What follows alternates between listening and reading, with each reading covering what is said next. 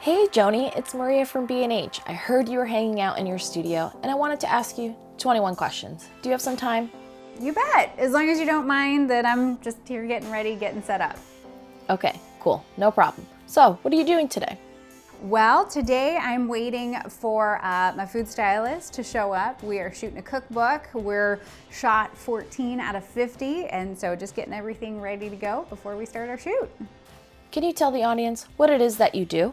Yeah, I do commercial and editorial food photography. So pretty much if food is involved, cameras are involved, I'm there, which I do both photos as well as video. How have you been dealing with these last few months with the pandemic? Well, actually, if for me personally in my business, it's actually been pretty good because just the nature of my business and kind of how I've created it over the years is I can be a one-woman shop if I need to be, that in certain situations, especially when we were really locked down, that particular clients who still needed food photos for their websites, their social media, marketing campaigns, that I have the ability to cook the food, style the food, and shoot the food. And I also have quite a large collection of props and surfaces and kind of everything you need. So it's been nice that I have been super duper busy despite the current situation. And now that things are loosening up a little bit, it's a lot of fun now to have other people back in the studio with me and that collaborative environment. But we're certainly taking all the necessary precautions to ensure everybody's safety. And what got you started in food photography? Well, I started, it was mostly the effect of, I've always loved food. Like that's been from day one, since I was a little kid, watching the Food Network, falling in love with food entertainment. And so as I've grown up, I've continued to cook and still love to do that. And at a certain point, ended up with a camera in my hands. And I started a food blog back in 2007 and was just taking pictures of that. And I thought, I really enjoy like this visual medium. I have a background in art history. And so kind of that love of visual work and art kind of paired up with my love of food and figuring out how these cameras work, it all comes together. And what drew you to food photography? Well, it was mainly the idea of, enjoying the photography process and creating my own content online. But at a certain point, other people started to take notice and say, oh, you've got some really great photography here. I really like your shots. Can I hire you or can you teach me how to do this? And so that's kind of what really started me down the path of thinking this is something I could do professionally. What was your first camera? My very first camera was actually a little pink point and shoot. It was like a little Fuji. And I thought, oh, this is fancy camera. Because that was before we had cameras on our phones. So that wasn't really an option for me. So I went got a little pink point and shoot. It didn't have, the ability to operate in manual or anything, but learned how to frame shots and composition, kind of all those important concepts. But then I bought my first DSLR camera in 2009, and that was a Nikon D3000. What's your go-to camera and lens now? Well, for the last 3 years, I have been primarily shooting with the Canon 5D Mark IV and the 24-70 f2.8 lens. That has been my workhorse, my go-to, my most used. I also love a 100mm macro lens. That's always really great for food and those detail shots. But recently I've moved into the mirrorless world. I also, along the way, fell in love with Nikon's colors, and that just feels a little bit more true to me in terms of feeling very comfortable for my tastes. And so I went with the Nikon Z7, and I've got the 24-70mm f2.8s lens, and that is some tasty glass, I'll tell you. What made you decide to start your YouTube channel, The Bite Shop? And did you think you were going to be this successful? So The Bite Shot isn't my first YouTube channel. I started my first YouTube channel, just my name, Joni Simon, back in 2015 doing cooking videos. And I created, oh goodness, about 200 some odd videos on that channel. Most of which at this point are super cringy and have been unlisted, so you can't find them. But I learned how to be on camera. I learned a lot about videography and editing video. And so then in 2017, as I was creating more content online and sharing it, local food bloggers started asking me to teach them how to do food photography, and I started holding local workshops.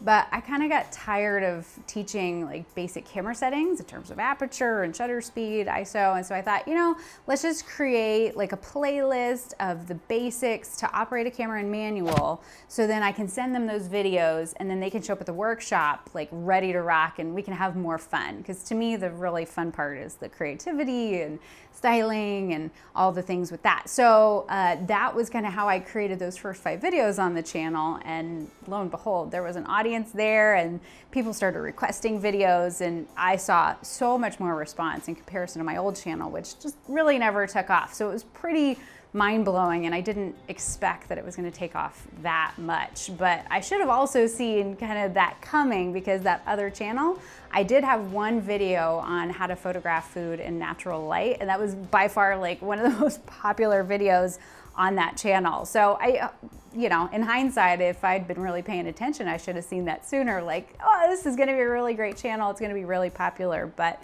yeah, now here we are 3 years later, and it's amazing to know that there are that many people interested in food photography. How did you learn to be such a master of lighting? Oh, master of lighting. I don't know if I'm a master. I feel like I'm still learning so much and all the time, but I feel like my understanding of light and its application to still life really took off when I started digging into artificial lighting, which was right around 3 years ago.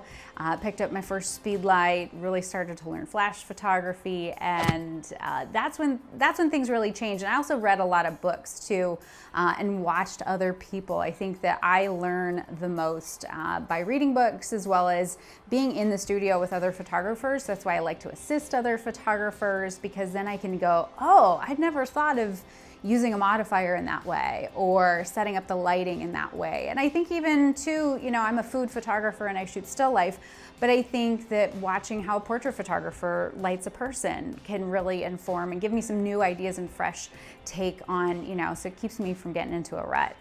What's your favorite part of your work? My favorite part of my work is, for every shot that I take, there's a lot of planning and forethought, sketching and thinking about the colors, the composition, the storyline, all those kind of things. And so then when I'm behind the camera, after I've put in that amount of like pre-planning and effort and gone to the work of cooking the food and preparing it and putting it there in front of the camera, and then when you get behind the camera to take that shot and you go, oh, that idea that I had in my head, and now I'm seeing it on the LCD, or I'm seeing it in my Capture One, it's like that just sends me. And then you're like, oh, I just want to take like 500 shots of this one dish, because it's so beautiful. And so those little moments when your little, that little person inside you gets just so excited about what you're seeing coming through the camera, that's what I'm addicted to. Do you have any new projects you're working on or coming up? I do. Well, like I said, I'm in the midst of shooting this cookbook, which is a lot of fun. Let's see what else we've got going on. I've always got new plans kind of in the back of my mind in terms of courses to offer. I've got my artificial lighting course, which is a whole lot of fun to teach people artificial lighting for the first time, and planning some big updates to that in 2021, and also building a new studio, which currently we are in what will soon to be the old studio, which has served me well. It's been a great time. This is actually a patio on the back of our house that we've built in and air conditioned. But the new big fabulous studio, I'm super excited about that, and hopefully to hold workshops there too. What are some tips for somebody new to commercial food photography?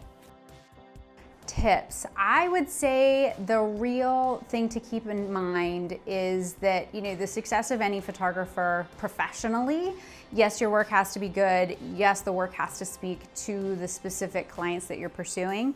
But almost more than that, it's about networking, connections, making friends, serving people. To me, so much of the success of my business has come out of the fact that I have connected with a lot of people. I'm always connecting with a lot of people, and that I really build relationships with my clients, which really helps them in the referrals process, because they know and trust me, and they feel good and confident about referring me to their friends. Tough question. Favorite food to photograph? Favorite food to photograph? I love cupcakes. They're so much fun. And cupcakes aren't quite as in vogue as they were maybe 5 years ago. So I don't get quite as many, excuses to shoot cupcakes. But certainly I love it, especially when there's like some really like righteous frosting piped up on the top, because you get just all those little peaks and valleys that love to catch the highlights and the shadows and kind of the sheen of the frosting and the sprinkles, like texture overload. You can have a lot of fun with the wrapper that they're in. Cupcakes are a blast. And what about favorite food to eat? Well, I'm definitely more of a savory person. Like if given savory or sweet, I'll always go with, well, almost always go savory. But ever since I was little, I've loved potatoes in any form. French fries, sweet potatoes, mashed, but like one of my favorite things ever is a loaded baked potato, loaded up with the sour cream and the chives and the crispy bacon bits. And that's just living right there. Everybody's wondering, do you eat everything you shoot? I don't, but I do try to minimize food waste as much as possible. I am cognizant of that.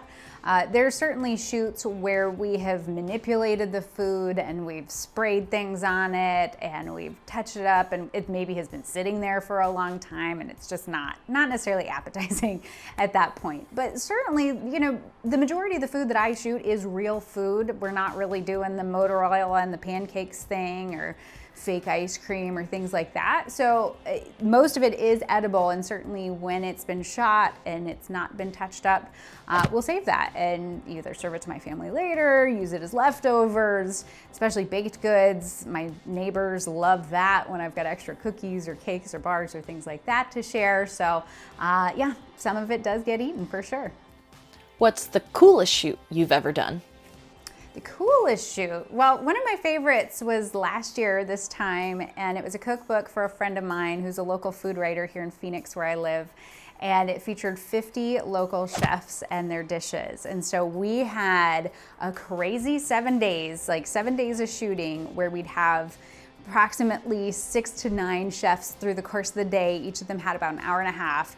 They'd come in, they'd cook and plate their dish. I had a stylist and the art director on hand, an assistant. Like we were rocking and rolling. We'd get the dish shot and then I'd shoot their headshot and they'd leave, the next one would come in. So it was just so much fun because it was very different because we were working with so many people, and it was also people who I really admire and appreciate here in Phoenix as the local food industry, people who I've known for years. So that was a special shoot. And so if you want that cookbook, it's called Phoenix Cooks by my friend Christina Beretta. What was the most challenging shoot you've done? Ooh. I don't know. I don't want to name any names, right? I would say from a challenging standpoint, it's always hard dealing with foods that aren't necessarily like beautiful on their own, or, prepackaged foods, things like that, maybe you have to use whatever came out of the freezer section because that is what the client's product is and we need to shoot that. So in those cases, it is absolutely imperative to have a great food stylist, and I'm very fortunate to work specifically with a food stylist here in Phoenix who I love, and she's incredible and she can make magic out of the most sad looking food. But it does definitely get stressful when you're worried that the food's not gonna look its best, because that's kind of the point of the image. If you weren't a photographer, what would you be? Oh, that's a great question.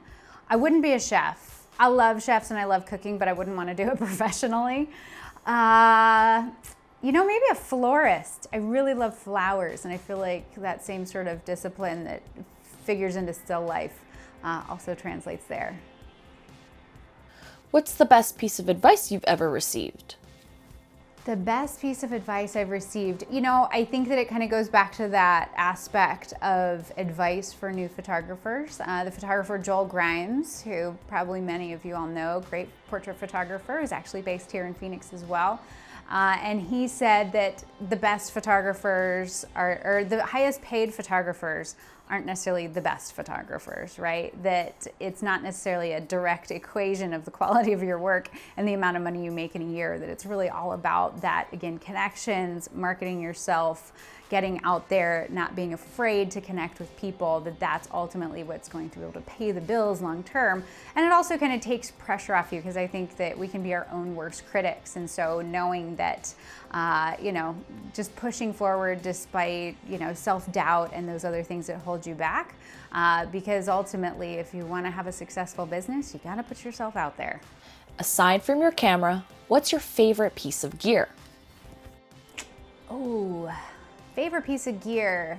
Well, I definitely love the case relay from Tether Tools. That has been a lifesaver in terms of having continuous power to my camera, because usually for me, shooting in studio, running a shoot for 6, 8, 10 hours, I don't want to be dealing with batteries. And so the same also then goes for my lights. I shoot with the Godox AD600 Pro mono lights, and those are fantastic because, again, we've got the AC power, so I can have those charging and I'm not worried about the power going out.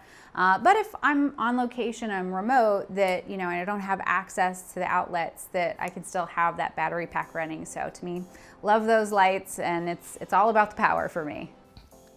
If there were to be a movie about your life, who would play you? Who would play me? That's a great question. A lot of people, when I had longer hair, the shorter hair probably throws it off now, but when I had longer hair, a lot of people said I had a Kristen Davis sort of look from, Sex and the City. So let's say Kristen Davis. And who should we interview next? Ooh, great question. I think you should interview Joel Grimes. He's fantastic. I've learned so much. I've been to his in-person workshops, super inspired by his work, even though it's a different genre of photography. But talk about a master of light. That's the truth.